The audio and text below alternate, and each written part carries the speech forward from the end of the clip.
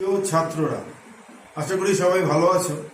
আমি তোমাদের শ্যামল স্যার আজকে ক্লাস 12-এর পৃষ্ঠতলীয় রসায়ন সম্পর্কে তোমাদের শেখাবো। তো এই পৃষ্ঠতলীয় রসায়ন আলোচনা করতে গিয়ে আমি তোমাদের প্রথমকে বলবো যে পৃষ্ঠতল কি বা সারফেসটা কি। পৃষ্ঠতল হচ্ছে কোনো পদার্থের উপরি অংশ। তো এইবার আমরা বলবো যে পৃষ্ঠতলীয় রসায়ন কাকে বলে। রসায়ন শাস্ত্রে যে শাখায় দুটি অমিশ্রীয় দশা এরকম হতে পারে: কঠিন গ্যাস, কঠিন তরল, কঠিন গ্যাস, তরল তরল ইত্যাদি। এই অমিশ্রীয় দশার মধ্যে ক্রিয়াশীল আন্তঃবল এবং তৎসংক্রান্ত যে আলোচনা করা হয় রসায়নের যে শাখায়, সেটাকে বলা হয় পৃষ্ঠতলীয় রসায়ন। সুতরাং পৃষ্ঠতলীয় রসায়ন আলোচনা করতে গিয়ে আমরা সংজ্ঞাটা বললাম। এইবার প্রথমে আমরা যে জিনিসটা আলোচনা করব সেটা হচ্ছে অধিশোষণ। অধিশোষণ জিনিসটা কি? একটি পদার্থ অপর একটি পদার্থের সংস্পর্শে থাকলে ওই পদার্থটি যে পদার্থের সংস্পর্শে আছে সেই পদার্থ দ্বারা অপর পদার্থটি পৃষ্ঠতলে সঞ্চিত থাকে, অভ্যন্তরে না গিয়ে কেবলমাত্র পৃষ্ঠতলে পুঞ্জীভূত বা কেন্দ্রীভূত থাকে। এই ঘটনাটাকে বলা হয় অধিশোষণ বা অ্যাডজর্পশন। ক্লিয়ার ব্যাপারটা? তো তোমাদের একটু উদাহরণ দিয়ে বলি। মনে করো যে দুটো পদার্থ এ এবং বি, এ ও বি। তাহলে বি একটা পদার্থ, এর পৃষ্ঠতল আছে, এই পৃষ্ঠতলের সংস্পর্শে এ পদার্থটা রয়েছে। এখন এই বি পদার্থটা এ পদার্থটাকে শোষণ করবে, কিন্তু এ পদার্থটা বি পদার্থের শুধু উপরেই থাকবে, সারফেসের মধ্যেই কেন্দ্রীভূত থাকবে, এর অভ্যন্তরে যাবে না। এই ঘটনাটাকে বলা হয় অধিশোষণ। তো অধিশোষণের ক্ষেত্রে দুটো জিনিস আমাদের শিখতে হবে। একটা হচ্ছে অধিশোষক আর একটা হচ্ছে অধিশোষিত পদার্থ। বলো দেখি এখানে অধিশোষক কোনটা? ডেফিনেটলি বি, অর্থাৎ ডেফিনেটলি বি কি করছে? এ কে শোষণ করছে। অর্থাৎ যার ভিতরে কোনো পদার্থ শোষিত হয় সেটাই হচ্ছে অধিশোষক, আর যে পদার্থটি শোষিত হয় তাকে বলা হয় অধিশোষিত পদার্থ। তো এখানে ডেফিনেটলি বি হচ্ছে অধিশোষক আর এ হচ্ছে অধিশোষিত পদার্থ। ক্লিয়ার? যেরকম একটা উদাহরণ দিই, একটি চারকোল খণ্ডের উপরে যদি আমরা অ্যামোনিয়া গ্যাস বা অক্সিজেন গ্যাস চালনা করি, তাহলে চারকোল খণ্ডটা অ্যামোনিয়া গ্যাসটাকে শোষণ করে নেয়। তাহলে এক্ষেত্রে কোনটি অধিশোষক আর কোনটি অধিশোষিত পদার্থ? ডেফিনেটলি চারকোলটা হচ্ছে অধিশোষক আর অ্যামোনিয়া বা অক্সিজেন গ্যাস হচ্ছে অধিশোষিত পদার্থ। সুতরাং অধিশোষণটা হচ্ছে পৃষ্ঠতলীয় ঘটনা। এখানে একটা পদার্থটাকে অধিশোষণ করছে। উদাহরণ বললাম, চারকোল খণ্ডের উপরে অ্যামোনিয়ার শোষণ, অক্সিজেনের শোষণ ইত্যাদি।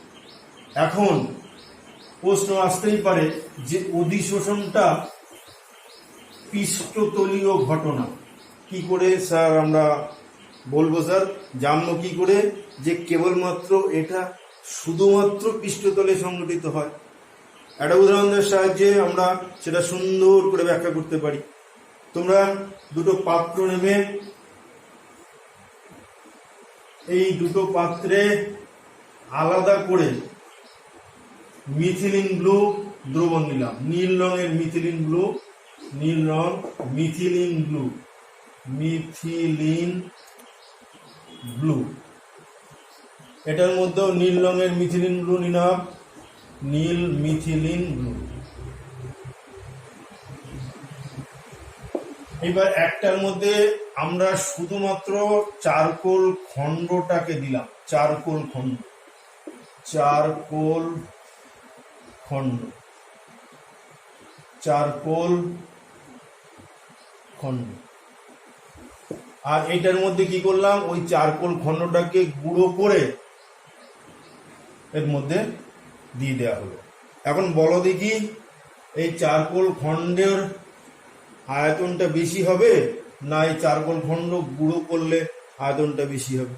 ডেফিনেটলি চারকোল খণ্ডটা গুঁড়ো করলে তার আয়তনটা বেশি হয়ে যাবে। আর তার আগে একটু বলে রাখি যে পৃষ্ঠতলের ক্ষেত্রের উপরে অধিশোষণটা নির্ভর করে। অধিশোষণ, পৃষ্ঠতলের ক্ষেত্রফল যত বাড়ে অধিশোষণ তত বাড়বে। তাহলে এই যে দুটো ঘটনা তোমাদের বললাম, উদাহরণ দিলাম, এবার বলো দেখি কোন দ্রবণটার ক্ষেত্রে এই নীল বর্ণটা বেশি পরিমাণে আবছা হয়ে যাবে, অর্থাৎ নীল বর্ণটার বর্ণ ফেডা হবে কোনটার ক্ষেত্রে বেশি? 1 নম্বর না 2 নম্বর ক্ষেত্রে? ডেফিনেটলি 2 নম্বরের ক্ষেত্রে। 2 নম্বর দ্রবণের ক্ষেত্রে নীল বর্ণটা অর্থাৎ মিথিলিন ব্লুর কালারটা অনেকটাই হালকা হয়ে যাবে 1 নম্বরের তুলনায়। তার কারণটা কি? তার কারণটা হচ্ছে যে এখানটায় যে চারকোল খণ্ডটা নিয়েছি তার পৃষ্ঠতলের ক্ষেত্রফল কম, ফলে কি হচ্ছে এখান থেকে মিথিলিন ব্লু এই পৃষ্ঠতল দ্বারা অধিশোষিত হয়েছে, সেই জন্য দ্রবণের কালারটা ফেড আপ হয়েছে। এটার ক্ষেত্রেও তাই হয়েছে, কিন্তু এটা বেশি পরিমাণে ফেড আপ হয়েছে তার কারণ এখানের সারফেসটা বেশি। তো ক্লিয়ার? পৃষ্ঠতলের উপরে অধিশোষণ নির্ভর করে, এটা তুমি বললাম। এবং এটা একটা পৃষ্ঠতলীয় ঘটনা, সেটা তোমাদের আলোচনা করা হলো। তার আগে আমি বলেছি যে অধিশোষণ পৃষ্ঠতলের ক্ষেত্রফলের উপর নির্ভর করে। তো অধিশোষণ ক্লিয়ার। এইবার আমরা ডিশোষণ করব, ডিজর্পশন। অর্থাৎ অধিশোষণের বিপরীত প্রক্রিয়াটা হচ্ছে ডিজর্পশন। অর্থাৎ অধিশোষণের বিপরীত প্রক্রিয়াটাকে বলা হবে ডিজর্পশন। অর্থাৎ যে প্রক্রিয়ায় পৃষ্ঠতলে অধিশোষিত পদার্থটি বেরিয়ে যায় পৃষ্ঠতল থেকে, সেটাকেই বলা হয় বিশোষণ। ক্লিয়ার? তাহলে বিশোষণ ক্লিয়ার। এইবার আমরা নেক্সট টপিক যেটা আলোচনা করব সেটা হচ্ছে শোষণ। শোষণ, শোষণ মানে অ্যাবজর্পশন। অ্যাবজর্পশন, এই শোষণ আর অধিশোষণের মধ্যে অনেকটাই পার্থক্য রয়েছে। আগে আমরা শোষণ কাকে বলে বলি?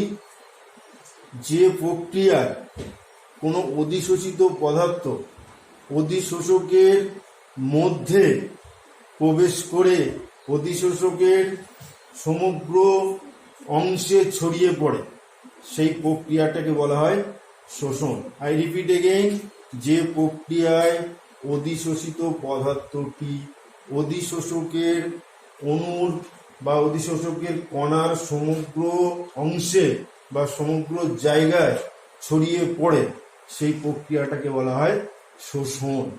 সেরকম একটা উদাহরণ বলি, খুব একটা সিম্পল উদাহরণ তোমাদের বলি, তোমরা সহজেই বুঝতে পারবে। তোমরা ছোটবেলায় স্পঞ্জ নিতে, স্লেট পরিষ্কার করার জন্য। স্পঞ্জটা কি? স্পঞ্জ যখন শুকনো থাকে সেটা কি করে? জল শোষণ করে। এখন স্পঞ্জ দিয়ে যখন আমরা জলটাকে শোষণ করব, তখন দেখবে জল শুধুমাত্র স্পঞ্জের একটা জায়গায় থাকে না। কিভাবে হয়? জলটা স্পঞ্জের সমগ্র অংশে ছড়িয়ে গেছে, এটাই শোষণ। অর্থাৎ স্পঞ্জ এখানে অধিশোষক, জল হচ্ছে অধিশোষিত পদার্থ।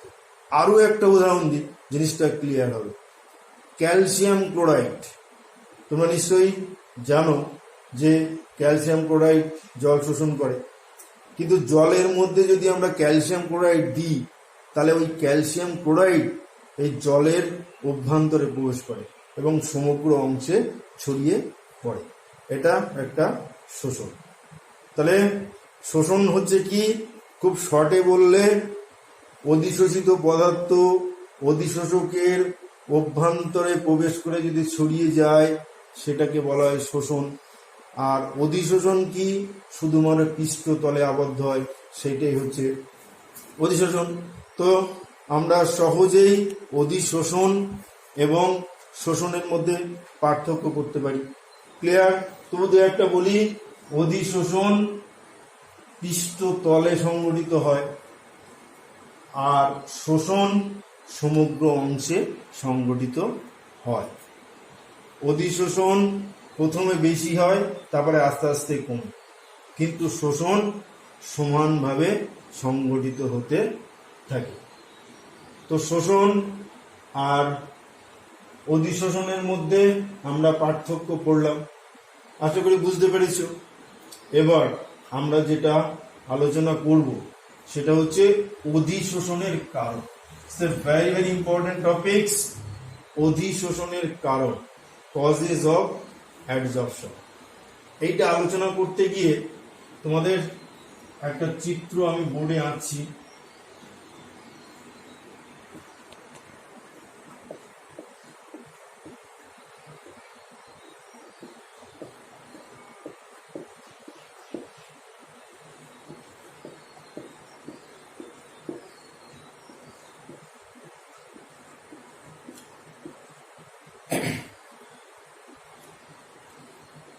এই যে একটা অধিশোষকের কণা আমরা এঁকেছি একটা পাত্রের মধ্যে আছে, ঠিক আছে? এর মধ্যে যে কোনো একটা কণা, সে এই কণাটাকে যদি আমরা কনসিডার করি, তাহলে এই কণাটা এই আশেপাশের চারিদিকের সমস্ত কণাগুলো দ্বারা সমানভাবে আকৃষ্ট হচ্ছে তো। আই রিপিট এগেইন, আমি যেটা মার্ক করেছি এই কণাটা তার আশেপাশের সমস্ত কণা দ্বারা সমানভাবে আকৃষ্ট হচ্ছে। ফলে কি হচ্ছে, এর লব্ধি বলটা শূন্য হয়ে যাচ্ছে, অর্থাৎ এটা ফিক্সড থাকছে। ক্লিয়ার?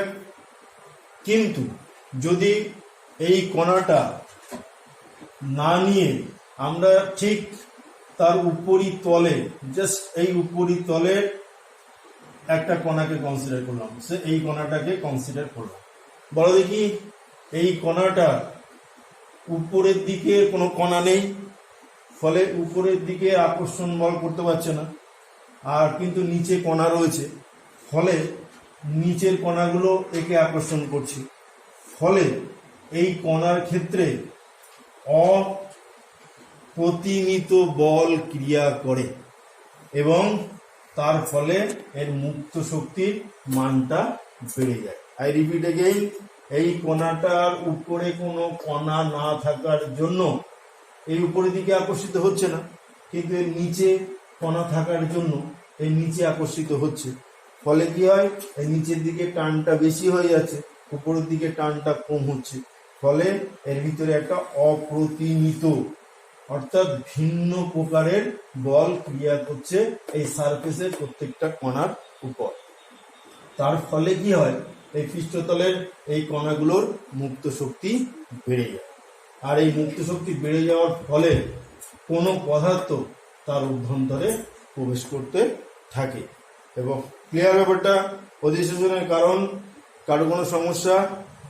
আমি আবারও বলছি, এই উপরিতলের কণাগুলির উপরে অপ্রতিমিত বল ক্রিয়া করার জন্য মুক্ত শক্তির পরিমাণ বেড়ে যায়, সেই জন্য অধিশোষিত পদার্থগুলো এর ভিতরে শোষিত হয়। ক্লিয়ার? ওকে, তো অধিশোষণের কারণ আমরা বললাম। এইবার আমরা আলোচনা করব যে অধিশোষণের ক্ষেত্রে মুক্ত শক্তি, এনট্রপি এবং এনথালপির মান কেমন হবে। সে ভেরি ভেরি ইম্পর্টেন্ট, এখান থেকে নিচে প্রশ্ন আসে। তো তোমাদের বলি যে অধিশোষণ একটা স্বতঃস্ফূর্ত প্রক্রিয়া। তো এই স্বতঃস্ফূর্ত প্রক্রিয়ার ক্ষেত্রে বলো দেখি ডেল জির মান কত হবে? ডেফিনিটলি নেগেটিভ হবে।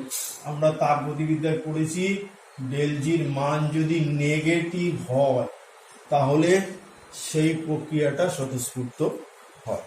ওকে, তাহলে আমরা এখন শিখলাম যে অধিশোষণ প্রক্রিয়ার মুক্ত শক্তির মান নেগেটিভ হয়। আবার আমরা জানি ওই তাপগতিবিদ্যায় আমরা শিখেছি del G equal to delta H minus T del S. কোনটারে কি বলে? আমরা ইতিমধ্যে শিখলাম যে del G stands for free energy, মুক্ত শক্তিকে নির্দেশ করছে। Delta H change of enthalpy, মানে এনথালপি পরিবর্তনকে নির্দেশ করছে। Delta S change of entropy, that is এন্ট্রপিকে নির্দেশ করছে, পরিবর্তনকে নির্দেশ করছে। আর টি হচ্ছে টেম্পারেচার বা উষ্ণতা। এই সূত্রটা অলরেডি আমরা 11-এর তাপগতিবিদ্যায় শিখেছি। এখন আমরা শিখব যে অধিশোষণের ক্ষেত্রে ডেল এস এর মান কি হবে। একটা কথা বলে রাখি, যখন কোনো পদার্থ যখন অধিশোষিত হয় তখন সেই কণাগুলোর চলমান গতিশক্তি বা চলমানতা কমে যায়। আর এন্ট্রপির সংজ্ঞা অনুযায়ী আমরা জানি যে কণার সংখ্যার মুভাবেল বা চলমানতা কমে গেলে ডেল্টা এস এর মান ঋণাত্মক হয়। ফলে কি হচ্ছে, এখানে ডেল এস এর মানও ঋণাত্মক হচ্ছে। আই রিপিট এগেইন, অ্যাডজর্পশনের ক্ষেত্রে ডেল্টা এস এর মানও ঋণাত্মক হয়। তো ডেল্টা এস এর মান ঋণাত্মক হলো। এইবার আমরা ডেল এইচ এর মান কি হবে? ডেফিনেটলি ডেল্টা এইচ এর মান এটা ঋণাত্মক হচ্ছে। তো অধিশোষণের ক্ষেত্রে যদি ডেল জি ঋণাত্মক হয় তাহলে এটার মানটা ঋণাত্মক হবে। ডেল্টা এইচটাও অধিশোষণের ক্ষেত্রে ঋণাত্মক হয়। ওকে, তাহলে আমরা তিনটে জিনিস শিখলাম, সেটা হচ্ছে del G, delta H, T del S. ওকে, ডেল জির মান ঋণাত্মক, ডেল্টা এইচ এর মানও ঋণাত্মক, ডেল এস এর মানও ঋণাত্মক। ওকে, তো যখন সাম্য অবস্থায় থাকবে তখন এইটা কেমন হবে? তো ছাত্ররা, আমরা del G is equal to del H minus T del S এই সমীকরণ নিয়ে অধিশোষণের ক্ষেত্রে এই del G, delta H, T del S এর মান সেটা নিয়ে আলোচনা করছিলাম এবং এর মানগুলো কেমন হবে সেটা নিয়ে বলছিলাম। তো মানগুলো কেমন হবে অলরেডি তোমাদের বললাম যে ডেল জির মান নেগেটিভ, কারণ অ্যাডজর্পশন স্বতঃস্ফূর্ত প্রক্রিয়া। ডেল্টা এস এর মানও নেগেটিভ, কারণ অ্যাডজর্পশনের ফলে কণাগুলোর গতিশীলতা কমে যায়। এইবারে ডেল্টা এইচ এর মান কত হবে সেটা আমরা আলোচনা করব। আমরা বলেছি ডেল্টা এইচ এর মান নেগেটিভ হবে। তো কিভাবে নেগেটিভ হয় সেটা দেখাই। তো দেখো, ডেল জি ক্ষেত্রে নেগেটিভ পেয়েছি, ডেল্টা এসটা নেগেটিভ, আর টি হচ্ছে অলওয়েজ পজিটিভ। ফলে নেগেটিভের সঙ্গে যদি একটি পজিটিভ মান আমরা গুণ করি তাহলে সেক্ষেত্রেও নেগেটিভ মান আসবে, তাহলে এটাও নেগেটিভ। ফলে দুটো নেগেটিভ রাশি যদি আমরা যোগ করি তাহলে সেটা নেগেটিভ হবে। ফলে ডেল্টা এইচ এর মানও নেগেটিভ।